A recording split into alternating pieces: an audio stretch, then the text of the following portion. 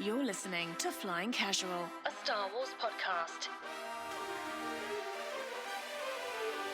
Here's your host, Michael Canterbury.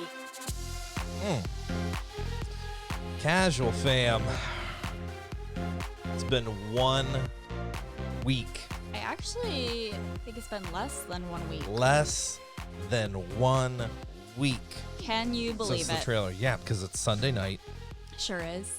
Feels like Monday, though. Can I be honest? It's because the Patriots were playing last time and they're playing again tonight. Well, they're stomping on the Browns, aren't they? Probably.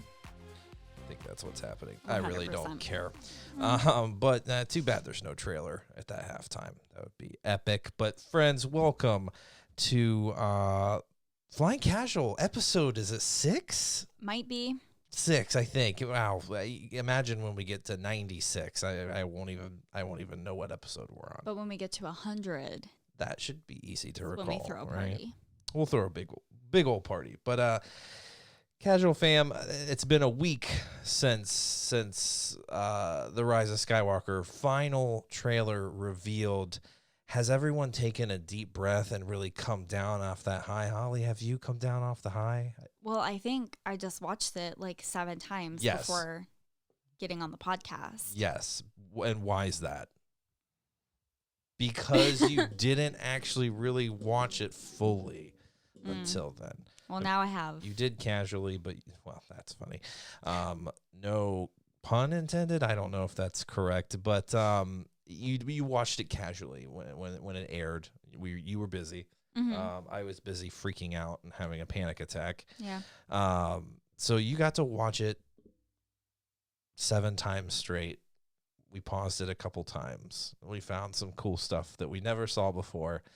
Some of which has already been discussed in other podcasts and other Star Wars channels and articles and entertainment forums, all the good stuff. And some of it we just kind of noticed stuff and it ended up, being a good conversation, which we want to talk about here in a little bit. But I hope everyone's kind of come down off that high a little bit. To really pace ourselves, because I found myself just being like, I can't wait. It's 2 months till the Rise of Skywalker. 1 month till the Mandalorian. So you gotta breathe. You gotta breathe. I would do one of those really sexy. I don't even know what were those called? I don't really know where you're People going with listen this. to them all the time. They'll just pay people to listen to their voices to like either calm them down, or it's almost like a therapy. It's therapeutic for some people. They'll sleep to people's voices like this. I don't think I have one of those voices. Also, what you're describing is creepy. Yeah, it's not like porn for ears or something, but maybe this is. Is this? I mean, would you pay for this? Okay, silence. Wow, great co-host here. No talking. It's a podcast. Holly, you have to talk. Sorry. Would you pay? So you wouldn't pay for that? I mean, isn't that what Patreon is for? Well, if we start getting, people paying for Patreon because they want to listen, to some smooth talking like this, that might be a little creepy. But you know what? I would gladly accept their support. So maybe that will be a Patreon exclusive thing, and I will just speak in a soft tone about anything, really. Probably Star Wars. Offering this for free. So. Yeah, for now. So you can loop this if you want, if that was something that was really intriguing for you. But my guess, it wasn't. So coming down off that trailer high, we did have a couple things, to snack on this week. We had, 2 episodes of Resistance for us. We didn't get to talk about Resistance last week. I know Luke was ready for that discussion. But speaking of Luke, he's out with the kids today. The kids are sick. Everyone's just come down with something, and Luke's been to the ER and children's clinic about 4 times, and then this weekend. So he's out today. So just Holly and I, but so he was ready to talk about that last episode 3 of Resistance. But the trailer dropped, so that got kind of pushed back. So yeah, we will summarize it for him. Maybe he has some interesting takeaways that we didn't find. But you can bring it up next week. Yeah, I'm sure he wrote it down, and he'll be ready. So we do have a little Resistance to talk about. We also have 2 issues of the Star Wars, the Rise of Skywalker, or the leading to the Rise of Skywalker comic series, Allegiance, which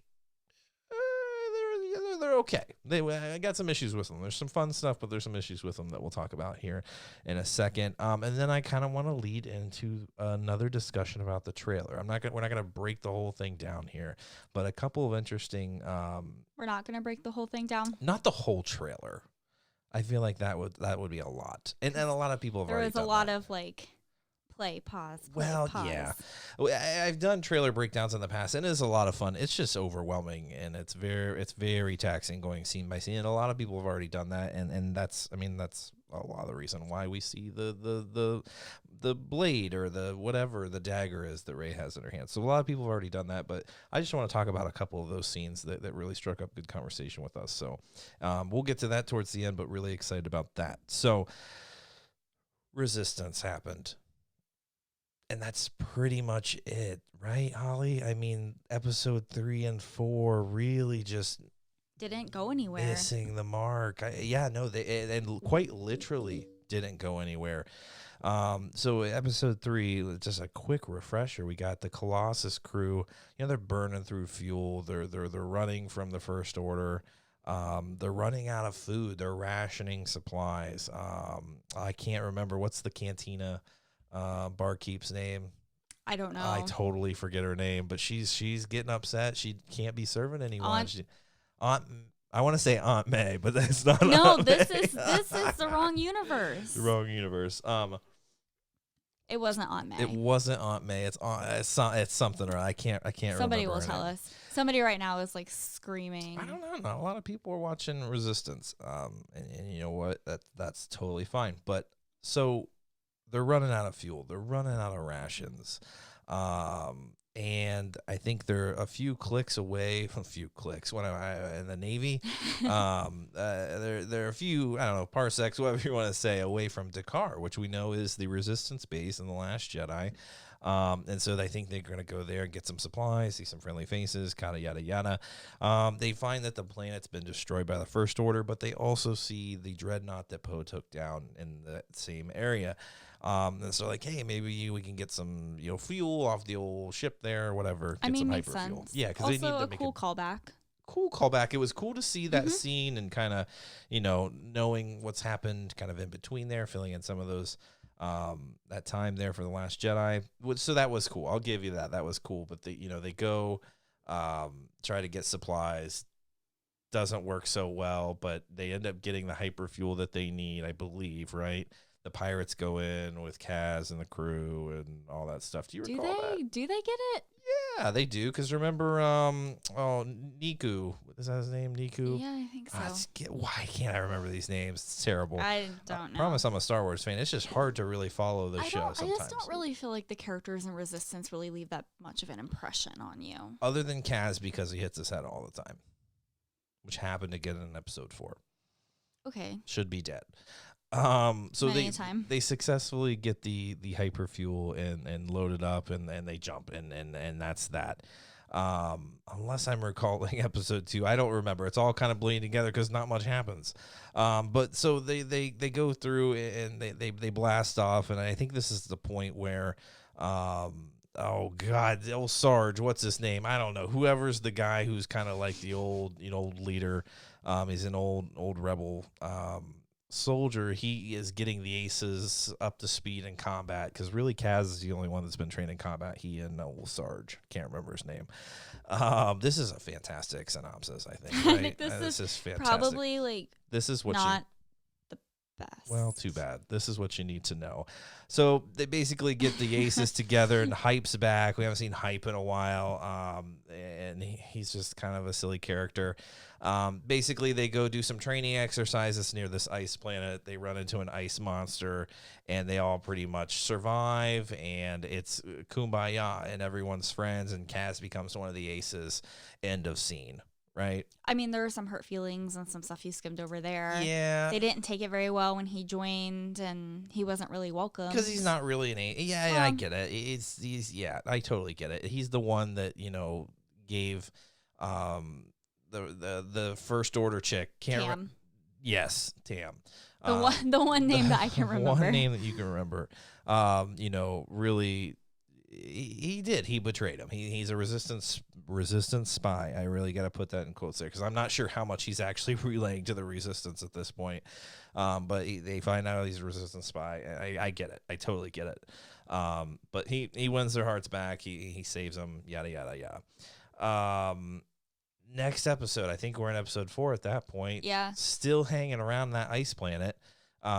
Still no food. And then you got the pirates who have the genius idea to go hunt this whatever monster, the stingray that they're calling. I mean, it does. It has looks a name. Just like a stingray. It has a name. It starts with a J. Tell us what it is. Add it to the 5 characters that we don't recall.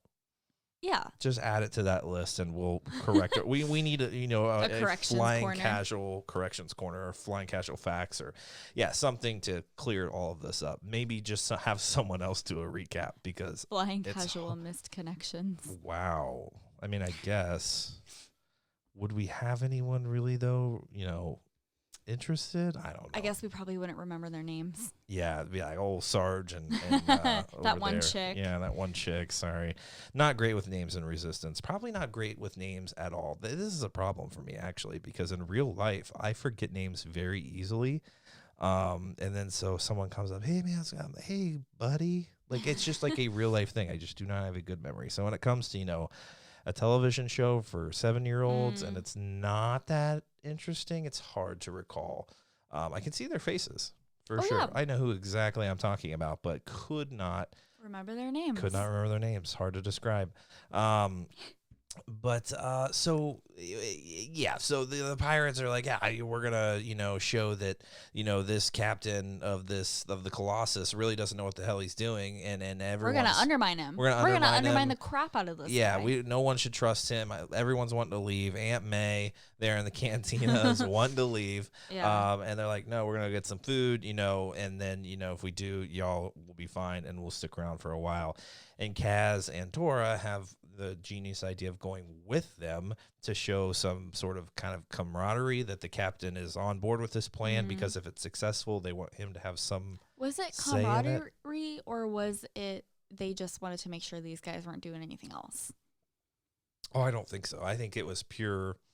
We need the cap. If this is successful and they come back and they destroy this creature and bring it back for food, and everyone's like, wow, we owe you everything, and the captain was against that plan, they would be like, why do we need this guy? We'll either chuck him out of the Colossus or we'll all leave because he's just going to lead us to the First Order. And they already think that. I mean, he already kind of did lead them to the First Order. Well, I mean, he didn't know. The last episode. Yeah, but so he brought the First Order. Let's go back to the first season. He did bring the First Order aboard for security or whatever you want from the pirates, and then it went bad.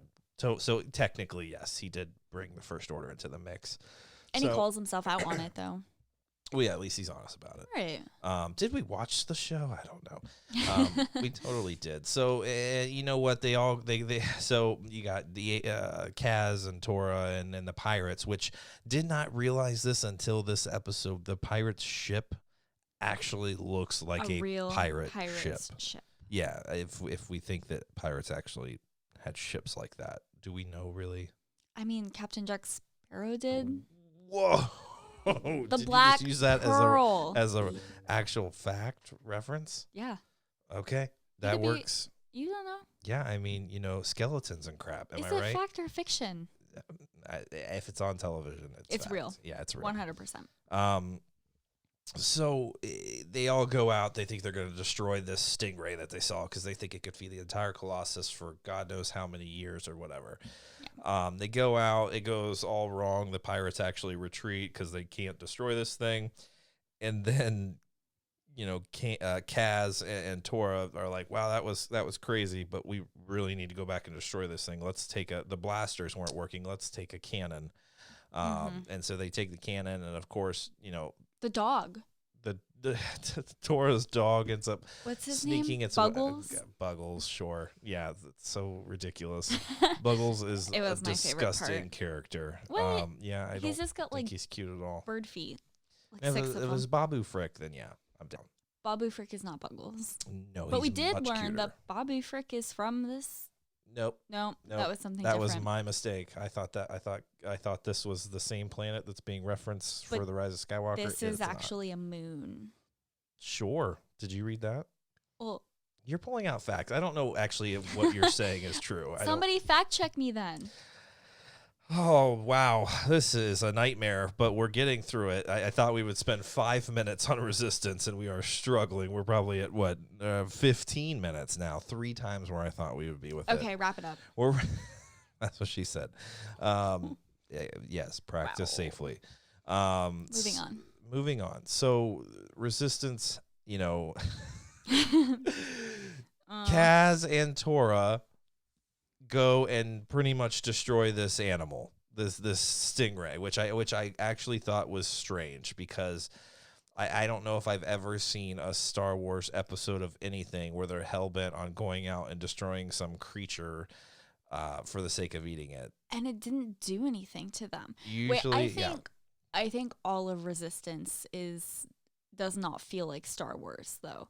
Yep. I haven't seen any episode where I've been like, wow, I feel a little nostalgic. Yeah. I haven't seen that. No, and I mean, it is to win a new generation. I just, it feels terrible actually critiquing the show. And I think that's why this is so hard to go through it, because it is a kid's show. But it's a kid's show that they're like, just go kill it. Well, yeah, that's what I thought was probably the most interesting thing from these 2 episodes is that they were just going out to, and I get it, to eat it. Yeah, they got to survive. I totally understand that.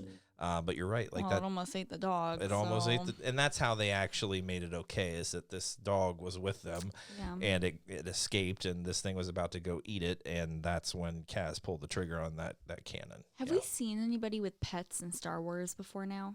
God, you're putting me on the spot. I have no idea. I mean, just them probably not. Tora's the only one that I can even recall that has a pet. She also has teddy bears that look like Ewoks. So how old is she? I have no idea. We don't know. I don't know. What do we actually know about these people? I don't know. It wasn't that interesting of an episode, and either was episode 3. They're still kind of stuck on this ice planet.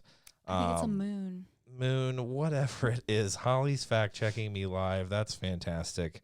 But it just wasn't that interesting. It's just not really my jam. I we have some people that want us to cover it, and it is. Sometimes it's difficult to get through it.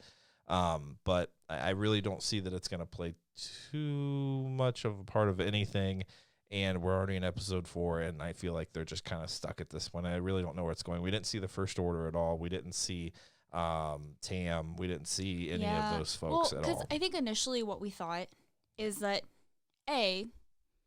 those 2 of the pirates got lost.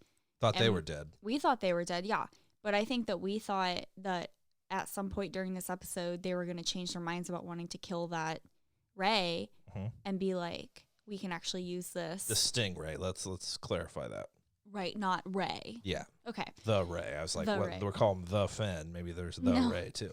But or you said that they were going to find the First Order when they went down onto that planet, because previously they hadn't been below Yeah. See, I thought that they would actually, I don't know if they were going to tie it into Rise of Skywalker. I don't know if that was in my mind or not, but that they would come across some sort of base. But yeah, no, too far out there. Too far out there. Was not interesting at all. So I'm curious to see what, Luke thinks about it. He tends to dig into these a little deeper and appreciates them a little more. And I love that about him. It's just sometimes difficult when it's these kinds of episodes to really get into it.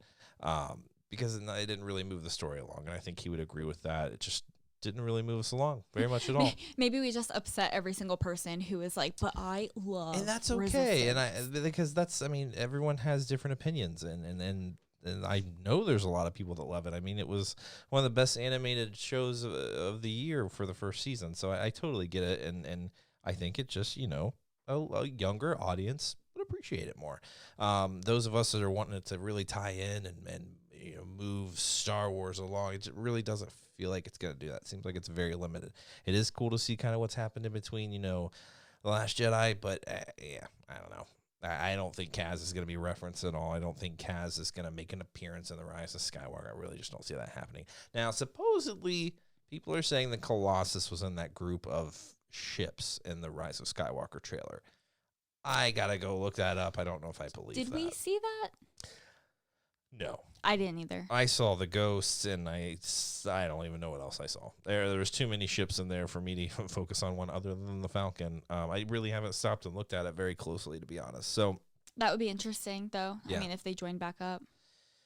yeah, I don't know. I don't know how much firepower the Colossus is packing. I don't think. I don't much. think it is. No, I mean there's a couple of anti-aircraft turrets or something, but not a whole lot there. But we spent far too long on Resistance. 21 minutes on Resistance. I cannot even believe it. Most of it was just being silly and not even recalling half of it.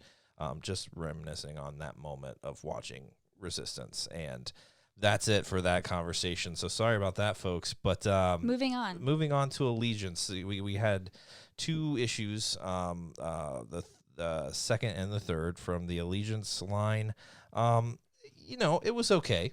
You didn't like it?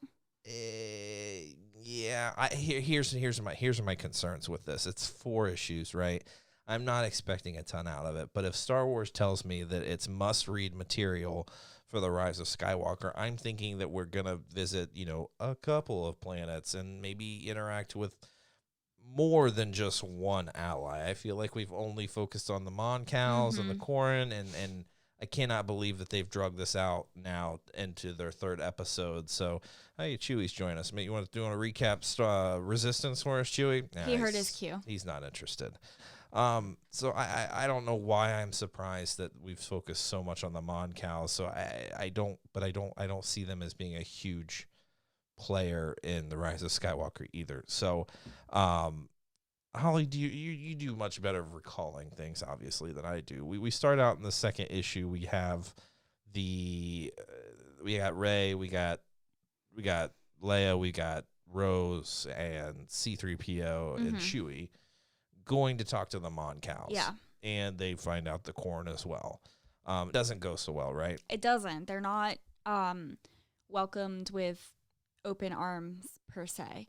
Well, they are by Admiral Akbar's son. Yeah, Aftab. Thank you. Yeah. So, yeah, he appreciates them and wants to help. He knows that's what my father would do. Yep. But those, that are currently ruling are a little more isolationist. They don't want to get involved. They remember Vader. They remember the torture. They remember being in prison. They remember those times. And we now know that everyone knows that Vader was Leia's daughter. Like, the entire galaxy knows that now. Yep. Which actually is the main reason why they don't want her to be there. Yeah, you're not easily forgiving her for that. Well, I mean, she didn't have really any part of it, but it was more, so we learned it was more one of the advisors, Chad Cole G. Sure. G. Yeah. Don't know. His family was murdered by the Empire, and so he has more of an isolationist stance on how he wants to handle politics, because they're all politicians. Yeah.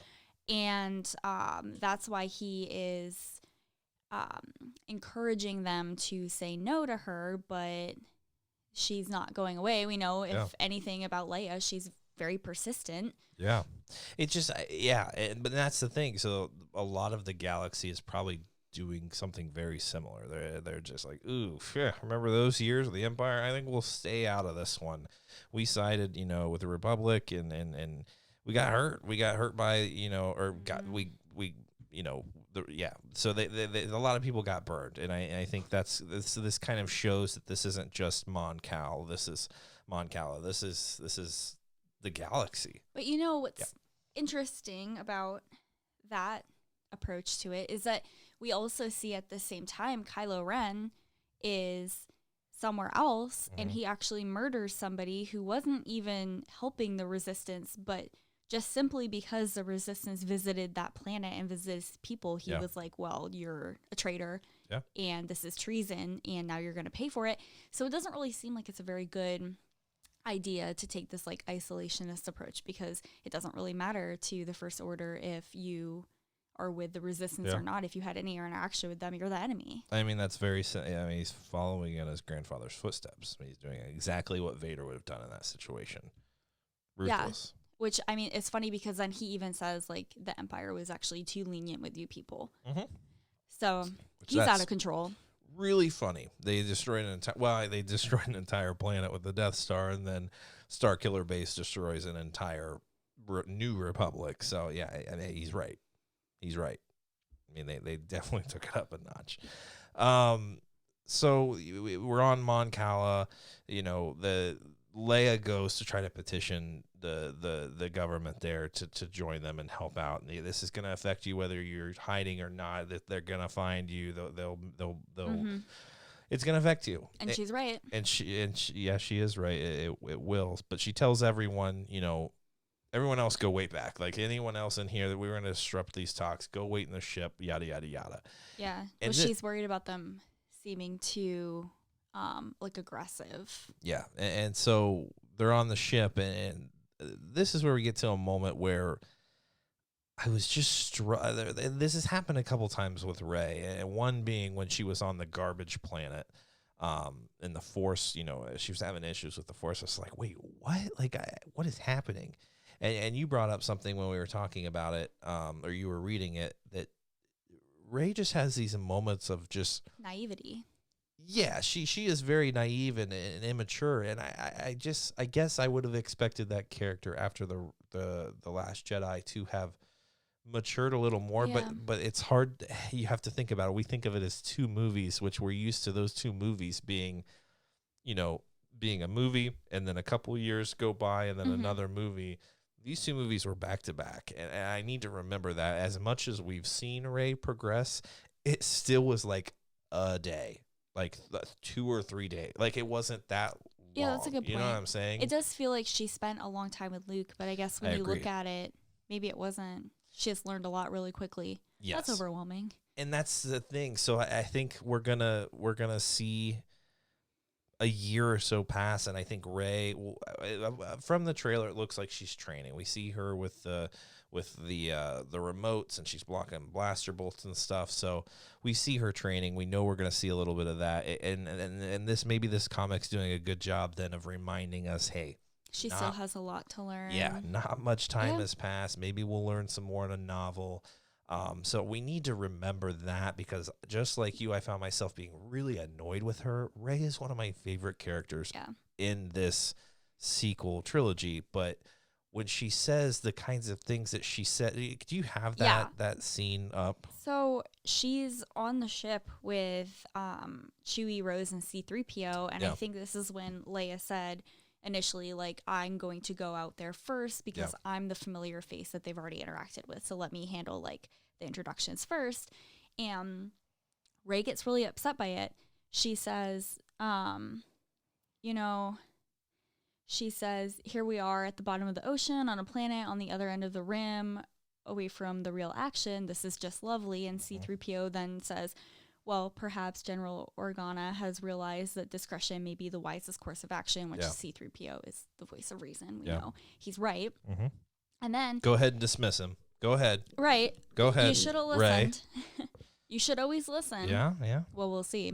Mm-hmm. And then she says the comment that I think threw both of us off. She was like, I mean, I'm supposed to be some kind of great last link to the Jedi or something, and I'm here safe while my friends are fighting for their lives for the cause. You know what? Now that I think about it more, you know who she sounds like? Who? Anakin. How? Can we just take a moment? In what? How about in episode 2 when, Anakin slays all this, the Tusken Raiders. Let me catch myself there. And comes back and Padme's like, what's happened? And he tells her, and then he starts talking about Obi-Wan. He's holding me back. Like I'm better than this. Like, not to that level, but you can see this starting to come out a little bit. So that's what happens when people are told over and over again, like, you're important. Like now, because at this point, she's been given some training. But who has given her that impression though? It ain't Luke Skywalker. No, it's not. Well, but maybe. I think it's how everybody is so curious about her and in awe about her powers and where she came from and who she is. Well, the legend she's heard. Think about that. She heard about Luke Skywalker, and he was this epic master and this and that. And she saw him, and he wasn't that to her. But when they needed the legend showed up, and she's like, wait a second, so am I capable of this? Is this what I'm expected to become? If Luke Skywalker couldn't even save them, maybe we need someone better. And she doesn't think it's Kylo at this point. So I can understand why she thinks kind of the weight of the galaxy is on her shoulders and that she's supposed to be doing more. And I'm glad we're having this discussion, because those moments really annoyed me, because I love Rey. Yeah. But well, you know what else it kind of seemed like? Yeah. It's like there's this new generation of resistance fighters, and they're not doing things the same way that like Leia and that generation of resistance fighters were, and they're more like, we can't just sit back and try to strategize and figure out what we're doing. We just need to go out there and do it. Yeah. Which we saw Poe do, and it didn't end well for him. Yeah. And Leia told him, you were not a leader in that moment. But we kind of see Rey doing the same thing in these comics, where she's like, no, like, we're not going to sit here and make conversations with people who don't want to help us. Like, if they don't want to help us, then we just need to go. Yeah. But I think she's maybe not seeing like the bigger picture at this point, because she doesn't have that experience. Yeah, you do kind of get a sense that she's having those moments with Rey as well. The hey, like, I have this experience, like, you need to learn from me. And it's nice, because you don't see Poe having any more of those moments. He's kind of already had that. So yeah, you do know that there has to be probably some sort of a relationship with Rey and Leia, and that's nice that they're kind of touching on it a little bit here. But I'm really glad we talked about that, because I'm sure a lot of other people did be like, God, she's just whiny. And now that I think about it, it's kind of like Anakin Skywalker. So if she is a Skywalker, that makes a lot of sense. Right, it runs in the family. It does run in the family. Whether she's a clone or whatever, I don't know. But so she has those moments, and they. So what happens after that? She says that, right? Yeah, and then Leia's continuing to petition for assistance, right? Well, so what happens is somehow her and Leia, they don't really show it in the comic, but they were on the ship, and then they're back with Leia, and then she says, go back to the ship. Yeah. So then they're all upset, and they start to head back towards the ship, and that's where Leia goes down to talk to the king. Yep.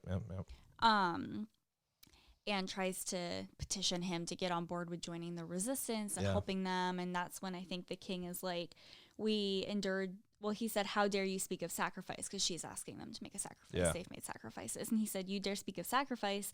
We endured those times, tortured and imprisoned under the orders of your own father, Darth Vader, which is when then we start to see why they're so opposed to her coming back. So she's very unsuccessful when she's trying to get them to help. So I think there's a couple of Corran that say, like, hey, we're going to show, I don't even remember what they say. They're going to ambush the rest of the folks at the ship, right? Well, yeah. So I think Chewie, well, they're all going back. Really, it's just Chewie and Rey that they show. But they're going back to the ship, and then they are ambushed by the Corran, the ones who I guess are the isolationists, and they want them off. And I think that it must have been the advisor who put them up to it, because he wanted to get rid of them. Yeah.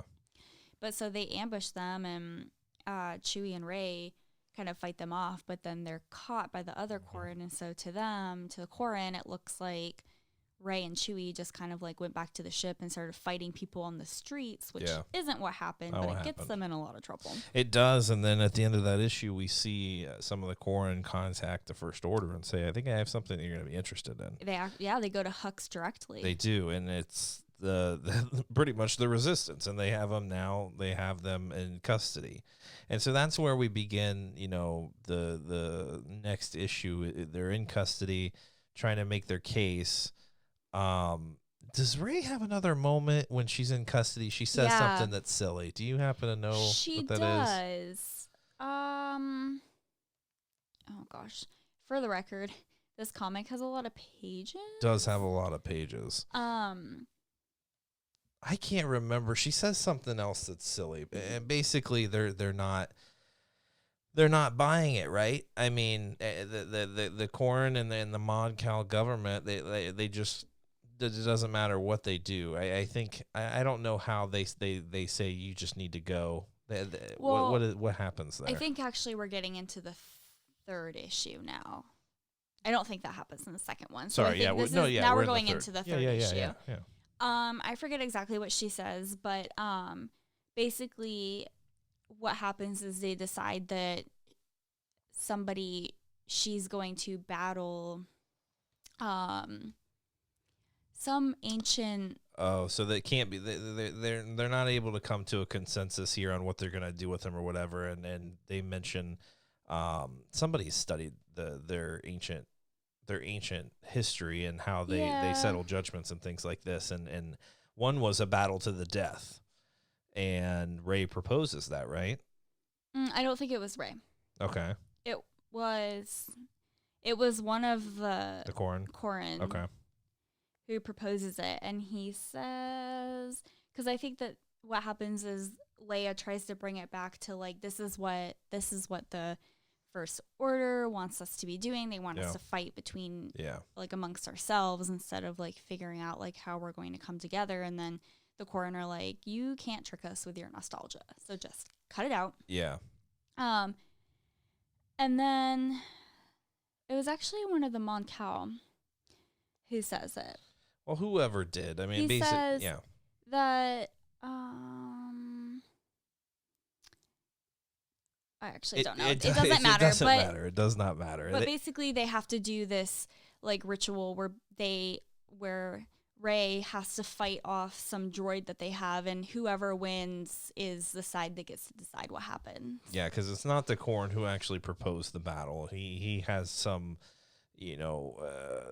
champion take his place, and it's some old refabbed droid from the prior, I think, the Clone Wars, and it's not a good one. It's big, and it's out to destroy, and so Rey goes to fight the thing. It tends to just kind of shoot wherever it wants, and people start fleeing, and then they're trying to take it out, and it's actually Rose who comes to the rescue. Jesus, well, and that's the big problem is that the fight is supposed to be only between Rey and only between this droid, but then the droid starts fighting into the crowd of people, and so Rey is like, this thing isn't programmed to like to differentiate between like the enemy and between other people who are on its side, and it's going to kill these innocent bystanders. And then that's when Chewie and Rose come in and they help her take it down. And so then what happens is everybody gets all upset and they're like, well, you broke the rules. Yeah, that's right. Because two people came in and defeated him, and they're like, no, but that requires you broke the rules. You have to leave the planet or something like that. Yeah, that's how they kind of got off, and that's pretty much where the issue ends. We didn't see the First Order. I thought we would see the First Order to kind of. Yeah, they didn't come in. No, they didn't at all. But I'm sure they will in the final episode, and I'm sure maybe even Kylo will be involved a little more. But so I don't know. This issue so far is. There's some interesting stuff in there. I like that we're kind of seeing the Mon Cala response to Leia and then the information that the galaxy now has about her father. We saw some blowback in Bloodlines, the fact that she didn't tell anyone about this, and it ends her relationship, government career. And I'm sure it had, there was unintended consequences for her relationship with her husband. I'm sure there was a lot of things that I'm sure that were well, I mean, it ended her relationship with all these other governments and all these people. And that's a huge part of Bloodlines and as well. And it's nice to see that all these years later, there's still some bitterness there, and these people that feel like they were betrayed by her, even some of her most her trusted alliances. But you do see Aftab still, she's so appreciative that he's just like his father, and that's what his father would want, to stand up to these people, and that's what Aftab wants, but he really doesn't have the power to do it. So it'll be interesting to see kind of what happens if he goes kind of rogue and helps out the Resistance. Was that him that we saw in the meeting there in the Rise of Skywalker trailer? We'll know in a couple of months, I guess. So the issue, I don't know. I'm surprised that they're focusing so much on the Mon Cals, but there has to be a reason, though. Yeah, it may just be that it's depicting kind of the galaxy at large and what that conversation is going to look like for a lot of these alliances, But I mean, if we, we look at the Rise of Skywalker trailer, a lot of people must join them, or it's a ton of Ewoks, showing up in that's ships. what I thought. They're Here we going go. off planet. I mean, we do see off-world Jawas. We know that that's a thing now. So off-world Ewoks, I believe it. I mean, why not? Why not? We're back on Endor, but there's no Ewoks because they're all out in the galaxy now, just That's right, fighting going away. crazy. I hope so. So that let's get out of the allegiance discussion, because sometimes it's really hard. I want to discuss these things, and I'm really glad we did, because looking at these allegiance issues, there's a lot of parts in there now that I understand a little more why I was annoyed, but why it makes sense, especially with Rey. So sometimes it's difficult to talk about these things. Like, I'll get a little flustered because I'm just like, in all honesty, it's not my favorite thing. I feel like we should talk about it. I feel like it's worthy enough to discuss, especially since we're going up to the final installment of the Skywalker saga. So it's just, sometimes it's hard to get into it, and that makes it sometimes hard to discuss when it's not your favorite material. I kind of liked it. I liked the comics. Yeah, and I thought that they were cool. I liked the story that they told, and I don't know, it's something different that you don't see in the movies, which I think is why it's cool to read the comics and kind of see that. Because I don't feel like I wouldn't get that backstory, and there was a lot of stuff that was in the comics. I was like, well, I don't know. Like, I didn't know what happened that made them so upset with Leia. I didn't know a lot of that backstory, and so it really made me look into that to see why and what happened and kind of fill in some of those gaps. Yeah, it ties in nicely. I mean, she has an immediate backlash when everyone learns that Vader was her father, but it's continued on all these years. So yeah, that's a nice tie-in, and it makes you appreciate it when you talk about it a little more. So the fourth installment, God, who knows what's going to happen? Maybe it's off Mon Cala at this point now that they're not banished, but well, you would think the First Order would have to come in since they called in Hux. Well, yeah. So the First Order maybe comes in and says you were harboring these people, and we're going to make you pay for it. Yeah. And then maybe AFTAB leads up a revolt or something, to resist them, and then that's how they end up joining the bigger movement. It could be something like that. Point, the resistance had already left. Yeah, so we could be looking at a bigger issue here to kind of summarize this thing, and maybe that's just representative of the galaxy at large, because when you tie this in with resistance, the First Order is a big organization. It's not just, Snoke's ship and a couple other destroyers.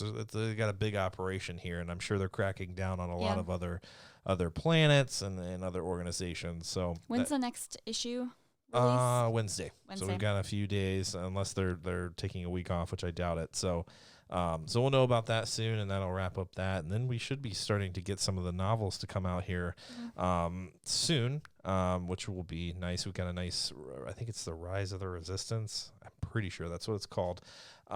Resistance Reborn. It's something like that. But that should be a really good one. That's going to follow Poe's story a lot, but they're definitely some interesting conversations with Leia and Rey as well. So looking forward to that stuff. So now let's get into what I wanted to talk about, what I was excited to talk about. And that's the trailer, because I still am not over it. Just watched it a few more times, and so a lot of people have really dissected this thing, and everyone knows what ships are in that scene now, and there's Rey's dagger, and what does it mean? Is it the Mortis Dagger, and all this interesting stuff, and we'll talk a little bit about the Mortis Dagger in a second. But what I want to focus on, we froze this frame. It was a fascinating scene in my mind. Rey and Kylo are on the old Death Star. It's not where they're fighting each other in the rain or the water. It's more of a somber moment. He doesn't have his lightsaber lit. He's just standing there, and she's standing above him a little bit at the Emperor's old throne with her lightsabers lit. She's very defensive. Very defensive. Ready it seems, to go. Yeah, ready to go. And that just my mind just went to episode 6 and Luke showing up in the throne room and looking at that scene with her and Rey, Kylo and Rey standing in that same scene. Kylo is where Luke was. and Rey almost seems to represent Palpatine there in that moment. I'm sure it's just something they're kind of playing with there to get people thinking, "Oh, Dark Rey, is this kind of that story we saw there?" that in one of the trailers or one of the teaser trailers before, and everybody was like, she's got that lightsaber and she's got her hood up and she looks pissed. Well, I don't know how many people are looking at that scene though, because that kind of struck me more than them fighting on the outside there in the rain or whatever. Because it's just like, why is his lightsaber not lit? Like, why does she seem so aggressive there? What story is he telling her there? What story about the Empire? What is he revealing to her in that moment that she's so aggressive? Yeah. Who is behind him off the screen that he brought in with him? Well, I mean, it could be. I don't know. Yeah, it could be Palpatine. I don't know. Maybe we will see him there. It seems like a pretty vulnerable place for him to be, but I don't know. Yeah, it could be. It could be anything. It could be anything. It could be him revealing her true, heritage there, or what she really is, and she's like, no, never. And then she looks over at the throne chair or the throne, and just like, it can't be. Like, no, it's. I don't know. They're definitely going to make some callbacks there and remind you of that throne room scene with Vader and Luke and Palpatine and the manipulation there. If Kylo's still doing it, there's a moment, I'm sure, that which he is, and that's why she probably seems so aggressive. But the other thing that was interesting is then like seeing that, but then wanting to go back and look at images from episode 6 where it's the second Death Star, where it's like fully intact and like what it once was, and now to see it in shambles, it's like, well, if it did come back, it wouldn't be the same. No, it definitely wouldn't. So I don't know. It just seems kind of symbolic. Yeah, that it's so destroyed. Yeah, there, but it's still there, and it's going to be interesting if the Death Star itself had anything to do with Palpatine kind of reviving him. So I don't know. It's going to be interesting, but that particular shot that they chose there, it was really interesting. And the way they set them up. I mean, even the way Kylo was just kind of standing there just reminded me of the way Luke was standing there. It just like his uncle. I don't know. It was crazy. So whether that's just a misdirection there but what I'll be honest, when I saw it and I started thinking about, wow, okay, could she be dark? Could something happen, or she learns what she really is and she gives in? I don't know. That I know a lot of our listeners are supporting that, and to them that's like, yes, that's exactly what I'm seeing in that moment too. I don't know. I hope not. Yeah. I don't know. I'm one of those people who really liked the idea of Rey being from nobody. Yeah.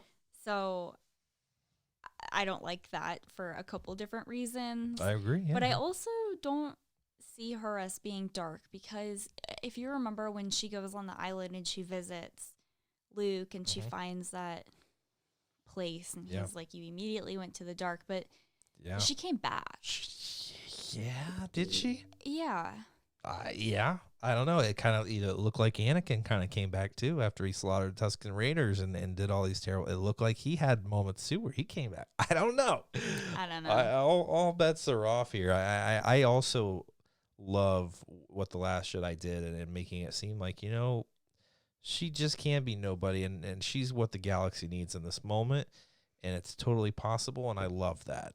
And then now there's a part of me where it's just like, we got this big baddie back, and is that going to be good enough? Is that going to be good enough? I don't know. But we're gonna find out. But I thought that scene there that we just discussed, kind of, I don't know. Is it misdirection, or is that exactly what they wanted us to see? And is it? Is that the moment where maybe the Emperor's destroyed and Ben did it, and he's like, "We did it, Rey," and she's like, "Nah," and it's just symbolic that she's on that throne now. And I don't know. I don't know. Even in that case, like, if he did try to like redeem himself and he's back to Ben Solo instead of Kylo Ren, which okay, fine, good for you. Yep. But I mean, he still did things that were unforgivable. So I think did. even then she would be like, you still have things that you need to answer for. So even if it were like, he's been so manipulative in the past and so terrible and untrustworthy that like, I wouldn't blame her for keeping her guard up when he's around anyway, no matter what he did to make himself look better. That's true, because God knows he can have Force lightning or something, and maybe she learned from Luke, hey, don't let your guard down. Right. Have that lightsaber up at all times. And even if he did, like, destroy Palpatine, it was, I mean, that might be seen as something that redeems him, but that doesn't mean that he's not going to come back and, like, try to take all that power for himself anyway, because we've already kind of seen him, in my opinion, go to that point of no return.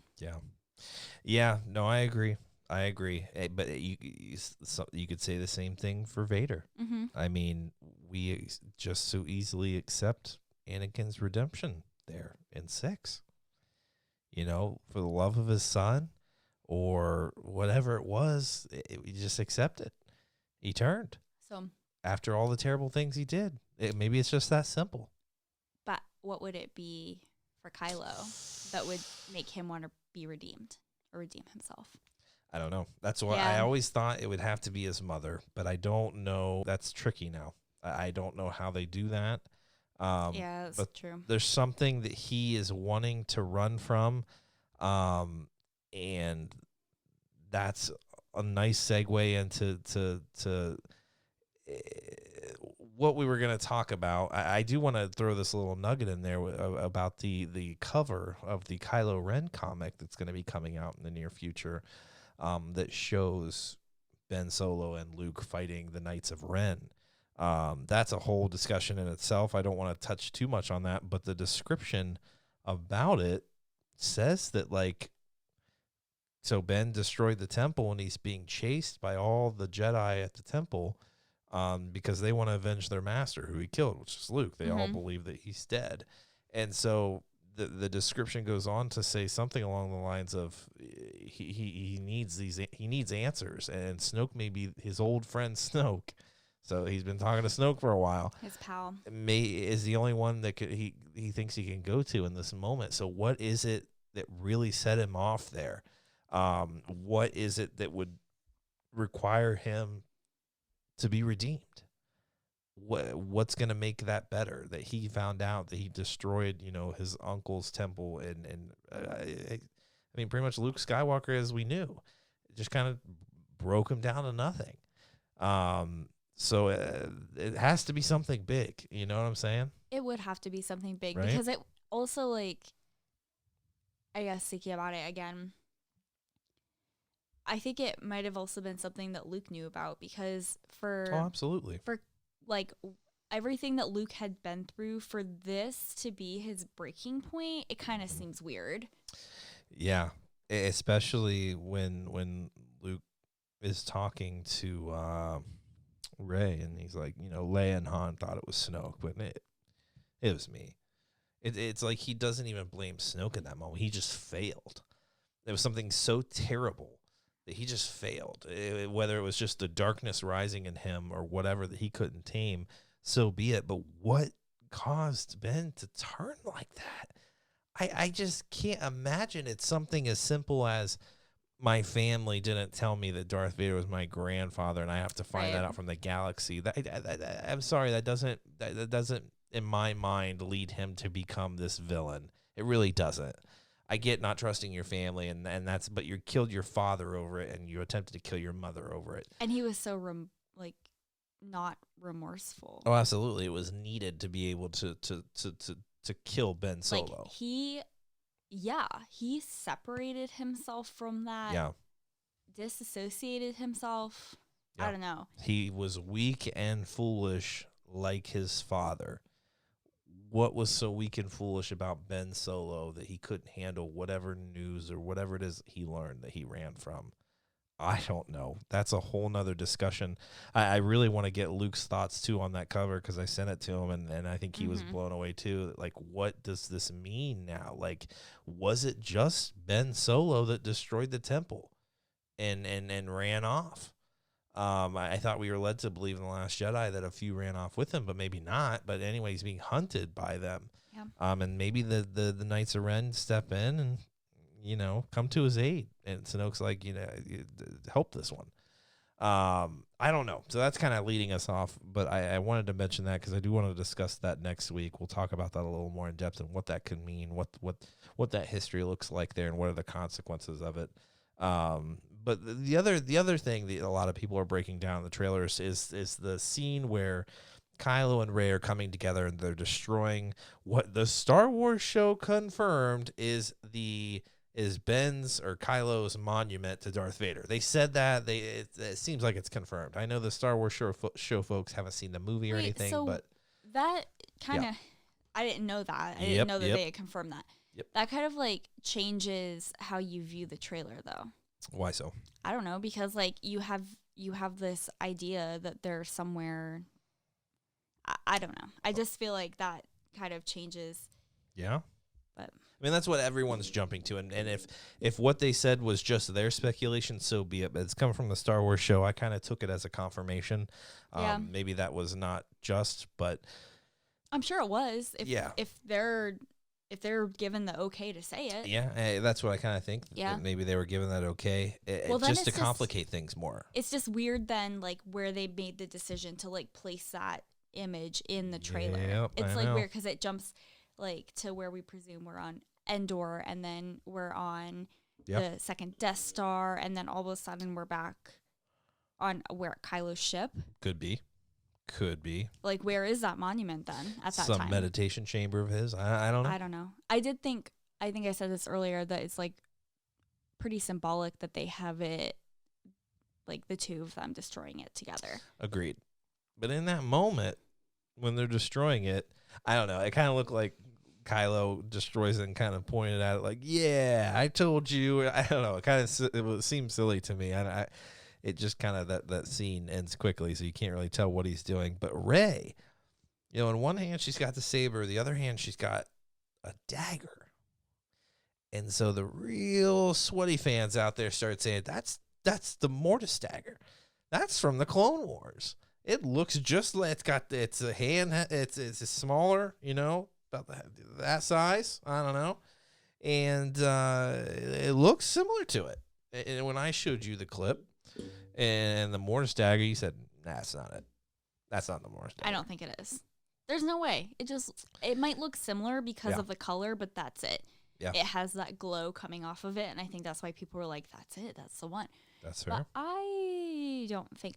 Also, I was just thinking again. Come on. I didn't know anything about what this was. Mm-hmm. Michael had to tell me. I had to look it up. I had no idea. I never even heard of that in my life. Yeah. We got a lot of Clone Wars watching to do. Yeah, we do. But I like to research, study a little bit of research.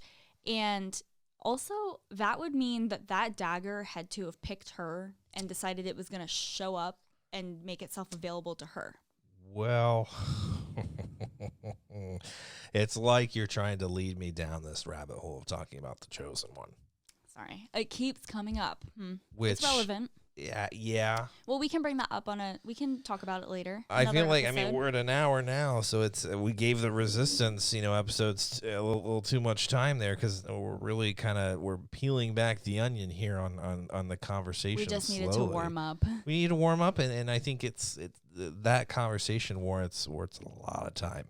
So, yeah, we talked about the Mortis Dagger, and you're right. It seems the entire story of the Mortis gods is kind of out there.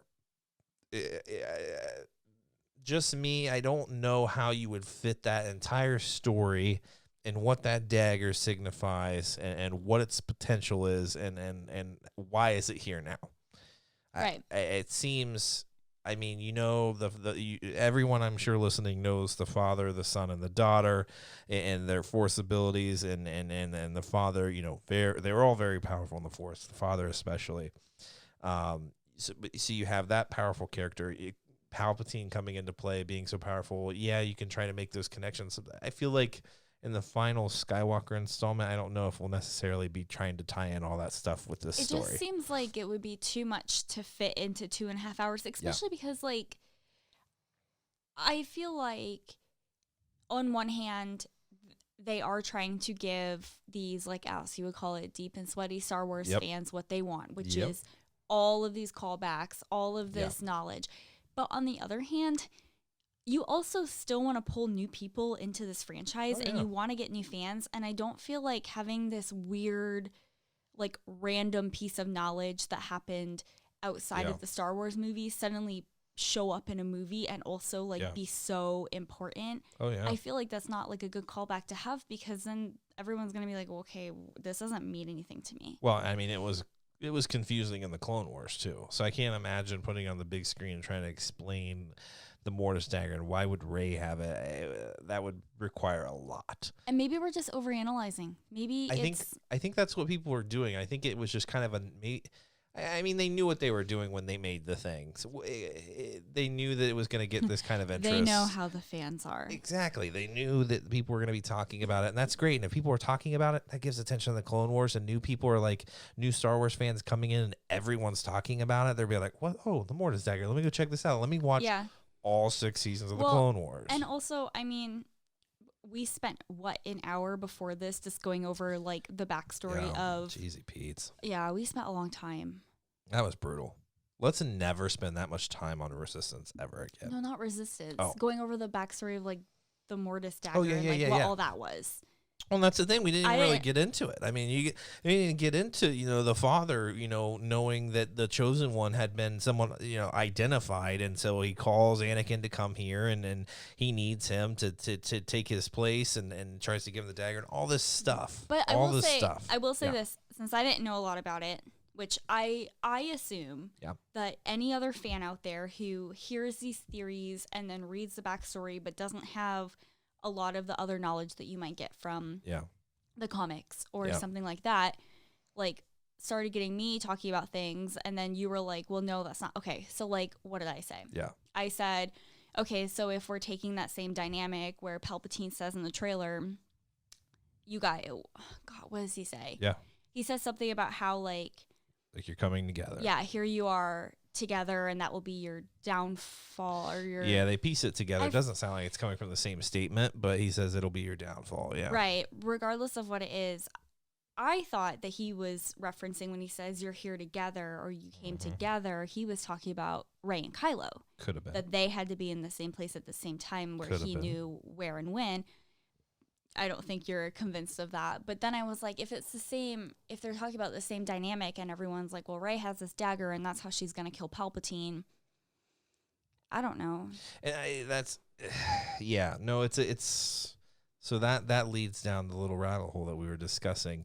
Let me just preface that conversation with what I think it's just a dagger. I think it's cool in that we could be seeing Rey using multiple weapons at the same time.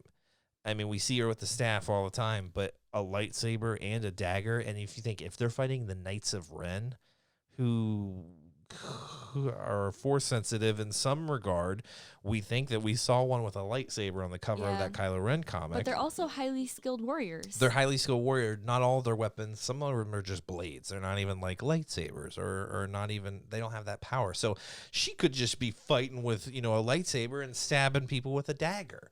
And I really honestly think that's probably just what this is. 2 weapons better than 1. I think that's probably what we're dealing with here. But the dagger did its job. I think it did its job in getting this trailer out. And if you didn't know about Clone Wars, I'm sure you do now. If you're listening to Star Wars podcasts, you're listening to us, you're watching, the Star Wars show. Everyone's talking about it. It did its job. It prompted really good discussions. It did. It prompted, you didn't even know anything about it. And when I paused and I said, hey, this is what everyone's saying. And you were like, okay, so what's that? And so we talked about it. You looked it up a little more. And now we're talking about it now. So you brought it up. You said, well, after we described the father and the son and the daughter. That was a dynamic that I was talking about. And I was like, so what, you have Palpatine who represents the if Rey had this dagger. This is just me speculating. These are just my ideas. If the dagger and the Mortis gods were a part of the Rise of Skywalker.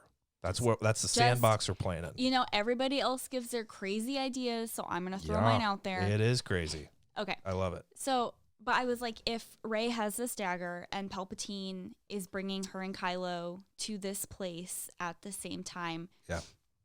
and he is then, in theory, supposed to represent the father, the powerful, but then we have Rey and Kylo, who then I was like, well, what are they supposed to represent, the daughter and the son? But you said the father had to sacrifice himself to stop the son from getting too powerful.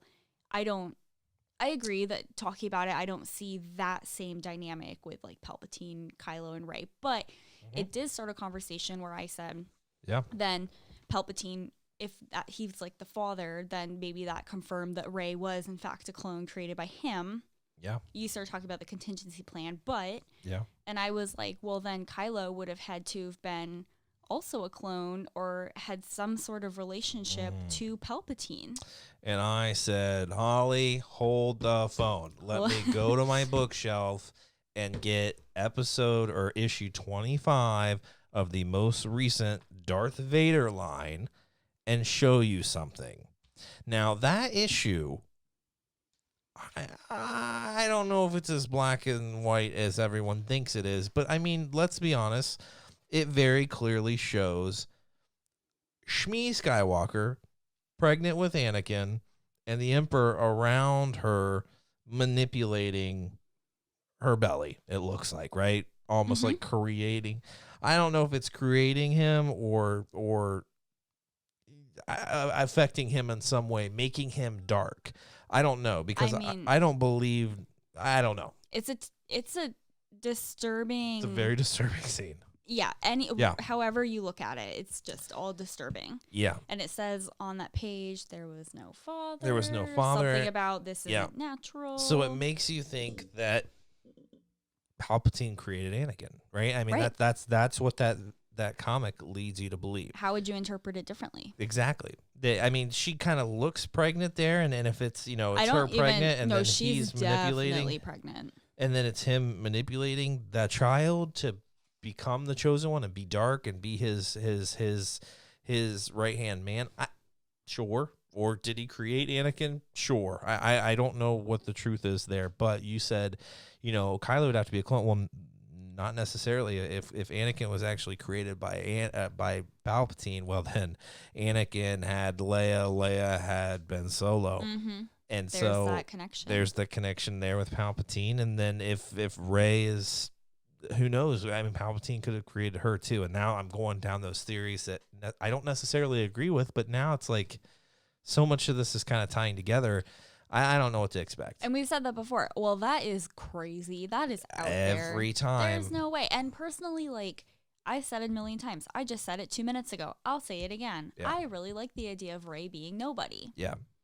Yeah, no, Well, I completely agree. But, I mean, if the signs are pointing okay, well, I guess it's JJ. So the signs can point a direction all he wants them to, and then he'll do something different. Yeah. So I don't even know what to believe at These this point. guys could end up on an island shipwrecked at the end of this. I don't know. JJ could take us anywhere. That was a lost reference. It was, yeah. Yeah. I didn't know if you got that. But and that's what's crazy about that one scene with that dagger, which could just simply be a second weapon for Rey. We then go into talking about the Mortis gods and then making connections. Could Palpatine represent the father? And then could that weapon actually be necessary to kill him? Bye. Could he be immortal and they have to find a weapon to do it? Or do Kylo and Rey have to come together to destroy him with the weapon? So they could... I mean, the Clone Wars is canon, so you can't really necessarily change that story. But, I mean, Anakin was expected to be the chosen one, and that's what the father thought. And he was seeking him to take it. Mm-hmm. And Anakin refused. So I don't know how you can't really manipulate that story much to kind of fit this. So I just really don't seeing it being the Mortis Dagger. I think it was an effective tool. Yeah, I think it got us look at the talking about conversation it started. Yeah, it just, I don't know. It was that combined with that scene in the Rise of Skywalker trailer in the throne room. it all just kind of tied together for me, and you know that's what Disney's wanting you to think. You were falling right into JJ's bear trap. Right into the trap. And that's the thing. Personally, and it's nothing against this if it actually happens, personally, I don't want that to happen. Personally, I don't want Rey to be a clone.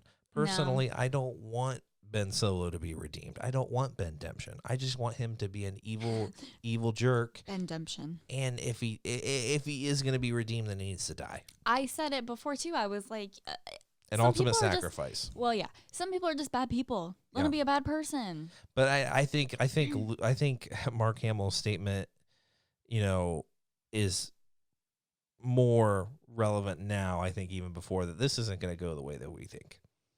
I mean, it can't be as simple as Ben, his redemption is him making a sacrifice, because that's what Anakin did. So I feel like we've seen it before, and I don't know. But you got to tie in Anakin then, you don't have to. You don't have to. Maybe but you shouldn't. Everyone's talking like it has to, though. If this is the Skywalker saga, Anakin has to be at least referenced somehow in this movie. But it doesn't have to be a direct reference. It depends on who you talk to. A lot of people think it needs to happen. I'm starting to think that too. But I also like sometimes the simplicity of it, and that she just needs to rise up to the occasion, because that's what they need now. And it's interesting too. Something else that we didn't really talk about, but in the trailer, Luke says, "What did he say? Confronting fear is the Jedi's responsibility or way or something like else. that. Is the job of a Jedi." It's something that he says confronting fear is basically what Jedi are supposed to do. Yeah. Which is a completely different perspective on what he had, in The Last Jedi. But, I mean, look at how much the Jedi and what the Jedi stand for and what actually makes you a Jedi has changed. Yeah. I mean, you don't see those big academies, and you don't see them training as children. Yeah. I mean, we saw it all fall apart. We did. Well, but I mean, I'm sure Luke was scared, when he finds out that he's got to go, rescue his friends, or he's got to go try to save his father. Well, the whole reason why he went away is because he was scared. He didn't confront his fear. Yeah. And now he wasn't prepared. Regrets it. He was not prepared. I mean, he obviously wasn't 6 because he saved the day. But I don't know. He confronted his fear, and he sacrificed everything in that moment. Well, I mean, he confronted his fear, but only after disappearing, because he ran away from it, and then he realized that didn't do any good. Oh, you're talking about old Luke Skywalker. Is that what you're talking about? You're talking about Last Jedi. We're talking about two different Luke. Yes, because I was talking about Episode 6, where he confronts the Emperor and redeems his father. Yeah, it's all over the place. It's all over the place. But you're right. So it's kind of a roller coaster, right? Right. Going from this, I can't do anything, I'm just this farm boy, to saving the galaxy, destroying the Death Star. And then it's like, I'll never learn how to use the Force. I'm going to go confront, Vader and save my friends. And then he gets his butt whooped. And so then he's got to come back from that and face his fears and face his father. Mm-hmm. His father. And the Emperor. I'm sure he knows how powerful the Emperor is. Mm-hmm. We found out real quick with that lightning. If he didn't know, he knew. That's right. He ended up knowing. And so he faced his fear. And he's lucky as his father was redeemed. But so it's nice. It's kind of nice to see that side of Luke Skywalker again.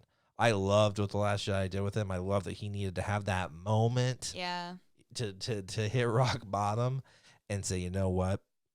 I am a legend. Mm-hmm. And I need to play my part. Yeah. And he did. In the Last Jedi novel, he had that moment, and he went to go tell Rey, and then he found her with Kylo.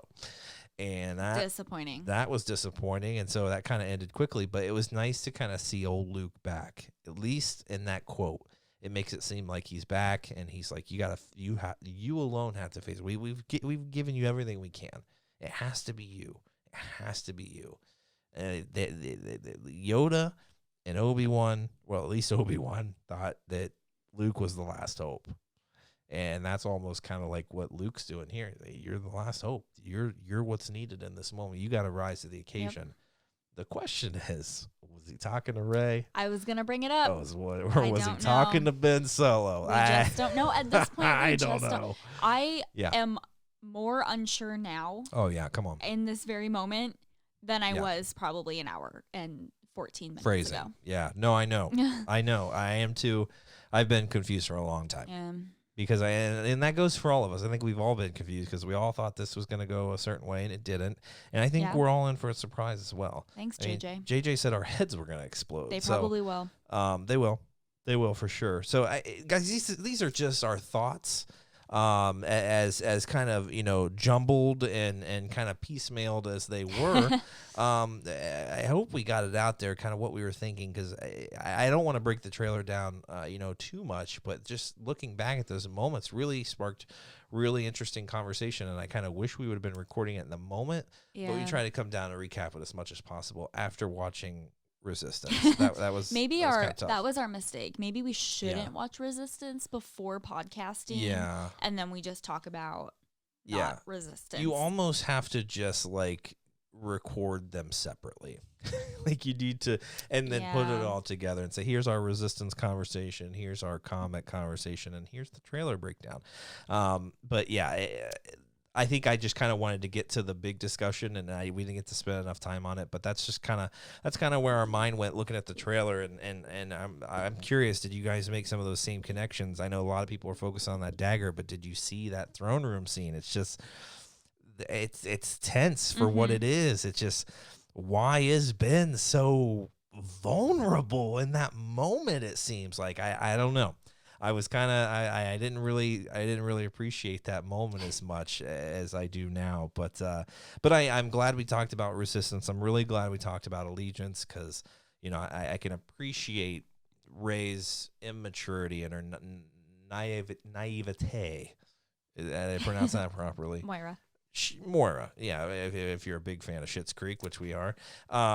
So I'm really glad that I kind of understand that now. I can appreciate her immaturity because not much time has passed.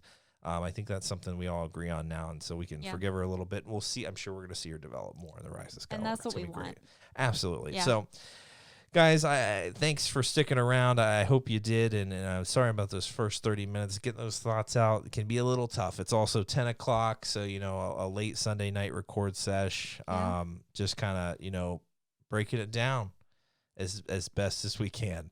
But maybe we'll leave the Resistance recaps up to Luke next time. That's a good idea. Right? Luke will have his Resistance segment. Yeah, I think we can have a Luke's Corner, and he can finish out Resistance Season 2. That's probably where we're going. Luke's Hangar. Yeah, I like that, actually. Yeah, I like that. Done. So, guys, if you can, send some emails. Yeah, let's talk about that trail a little more. We may have to start actually recapping discussions in the group. That seems where everyone's going. Not a ton of emails coming in because people are talking in the group so much. So we may actually discuss some of those conversations a little bit, as long as everyone's willing, to let that happen. So, but join that Facebook group. It's a fun group to be around. You got some good theories out there. A lot of Rey clone fans. A lot of Bendemption in there. So a little bit of everything for y'all. Everybody. But so join that group. You can send an email to flyingcasualcast@gmail.com. And you can leave a voicemail at 614-398-2119. And we'll check that out. So this has been fun, Holly. We're gonna get some good sleep. We're gonna enjoy another week of Star Wars. And we'll come, talking about it again in another week. And hopefully we have some more news and material to discuss. If not, we'll talk about the trailer a little more and get a little more of Luke's thoughts, because we didn't get to really talk to him too much about it. So, guys, hope you enjoyed that. Appreciate you sticking around for that. Just love one another. I really don't know what else to say. It's a tense time in Star Wars. We're all sweaty with anticipation. So be nice out there. Speculate responsibly, as Ken Knapsack would say. But speculate away. That's right. Keep flying casual. See ya.